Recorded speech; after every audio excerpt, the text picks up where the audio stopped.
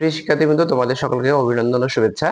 আজকে আমি ত্রিকোণমিতির সমকোণী ত্রিভুজের লম্ব, অতিভুজ ও ভূমি সম্পর্কে ধারণা দিব। তাহলে প্রথমে আমি একটি সমকোণী ত্রিভুজ অঙ্কন করেছি এবিসি, যেখানে হচ্ছে বি বিন্দুতে হচ্ছে সমকোণ। অর্থাৎ আমরা জানি যে কোন ত্রিভুজের একটি কোণের পরিমাপ যদি 90 ডিগ্রি হয় তাহলে তাকে সমকোণী ত্রিভুজ বলি। তাহলে আজকে আমরা এই ত্রিভুজের যে তিনটা বাহু আছে এই তিনটা বাহু চিহ্নিতকরণ করে শিখবো। তাহলে আমরা জানি যে যে বিন্দুতে সমকোণ আছে এই সমকোণের বিপরীত বাহুটাকে বলা হয় অতিভুজ। তাহলে আমরা বলতে পারি এসি হচ্ছে অতিভুজ। এখন আমরা লম্ব ও ভূমি সম্পর্কে চিহ্নিতকরণ করব। তাই লম্ব আর ভূমি কিভাবে নির্ণয় করব সেটা নির্ভর করবে যে এই ত্রিভুজের কোন সূক্ষ্মকোণটা আমরা নির্ণয় করব।